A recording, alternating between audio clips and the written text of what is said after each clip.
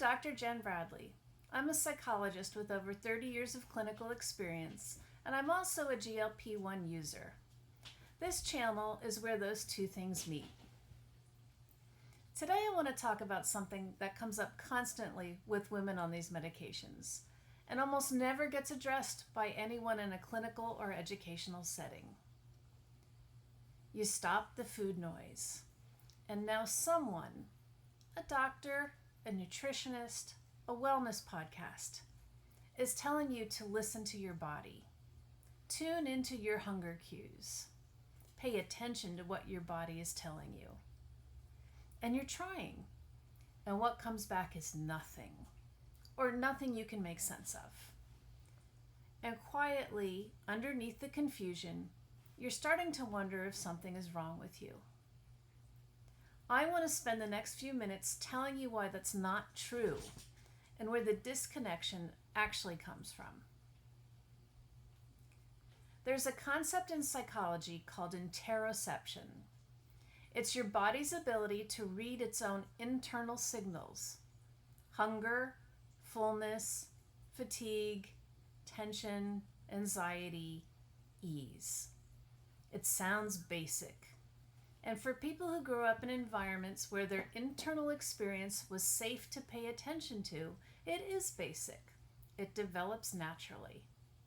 But for a significant number of women, it didn't develop the way it should. And the research tells us why. There's a well-documented body of research on what are called adverse childhood experiences, or ACEs. Growing up in environments marked by chronic stress, instability, emotional unavailability, neglect, or abuse doesn't just affect us psychologically. It changes the way the nervous system develops. And one of the quieter casualties of that is interoception. When a child's environment requires her to override her body's signals because having needs wasn't safe, because the adults around her were unpredictable, because her job was to manage everyone else's experience rather than her own, she learns to stop listening. That's not weakness, that's adaptation. It was protective. It may have been necessary.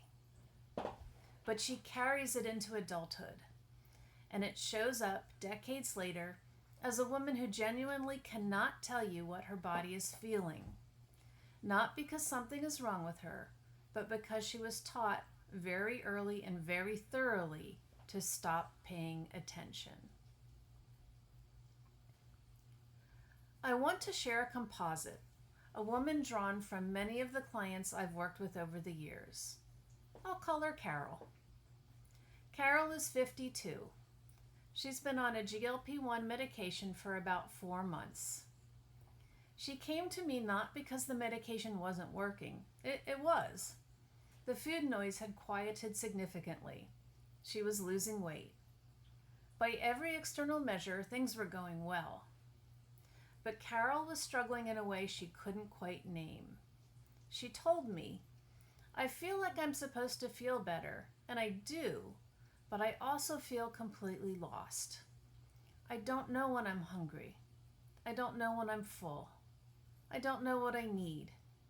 I feel like I'm just guessing all the time." When I asked Carol to tell me about her relationship with her body before the medication, she went quiet for a moment. Then she said, "I don't think I ever had one."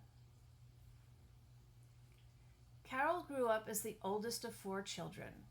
Her mother struggled with depression. Her father worked long hours.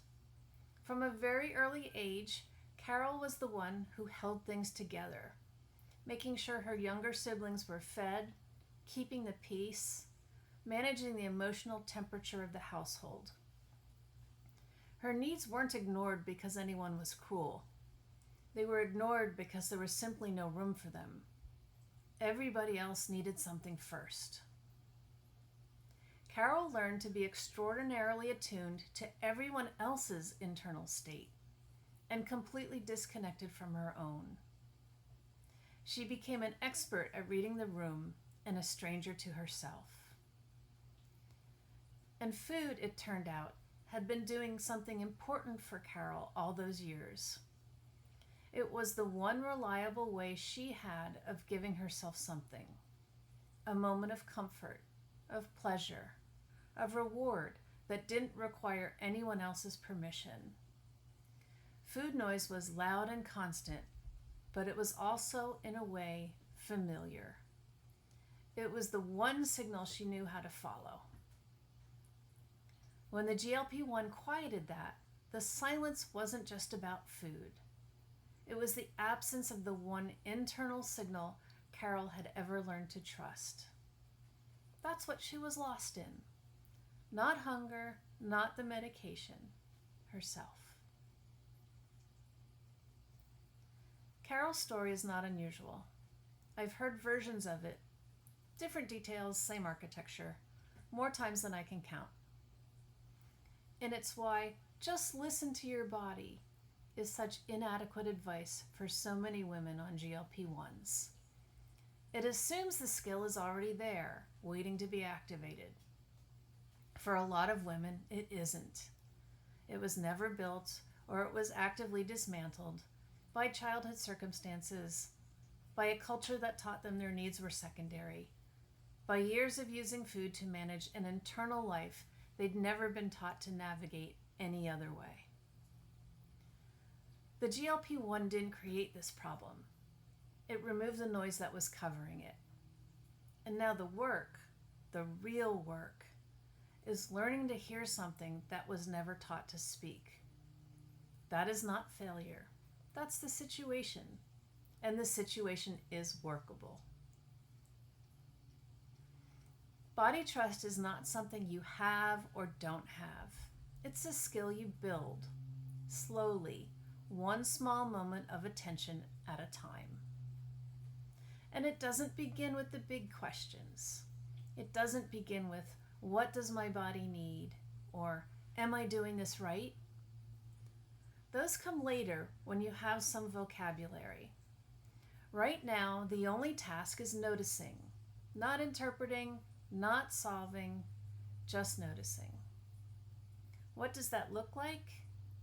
You pause once a day, 60 seconds, and you work through a simple check-in. Not an open question your nervous system doesn't know how to answer, but specific prompts that give you language to work with.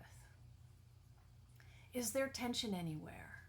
Your jaw, your shoulders, your chest? Are you hungry? And if so, does it feel urgent or manageable? Are you tired in your body or tired in your mind? Because those are different and they call for different things. Are you anxious right now?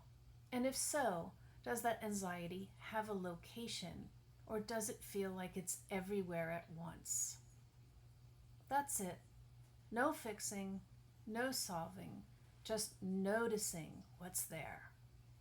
You're practicing the basic skill of checking in, because that skill, ordinary as it sounds, is the one that many women were never taught and actively unlearned. The research on interoceptive awareness is clear. This is a skill that can be developed at any age. The nervous system is more plastic than we used to believe. The disconnection that began in childhood or in years of using food to cope is not permanent. But rebuilding it requires starting where you actually are, not where you think you should be. Carol, by the way, is doing that work, slowly. Some weeks it feels impossible. Some weeks she notices something small, a tightness in her chest before a difficult conversation, a hunger that she can now tell is manageable rather than urgent, and it feels like a door opening, just slightly. That's what the beginning looks like. Small, quiet, real. You are not disconnected from your body because you're broken. You are disconnected because you adapted intelligently, protectively, to circumstances that required it. That adaptation served you. It got you here. And now you get to do something different. If you want a concrete place to start, my KIT email newsletter gives you one actionable step each week. No overwhelm, just a way forward. The link to subscribe is in the description below. And if this video resonated, please share it with a woman you know who's on this journey. She may need to hear exactly this. I'll see you next week.